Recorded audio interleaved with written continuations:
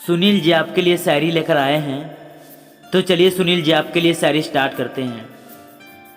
कोई कहता है मोहब्बत जहर होती है, कोई कहता है मोहब्बत जहर होती है, कोई कहता है मोहब्बत कहर होती है।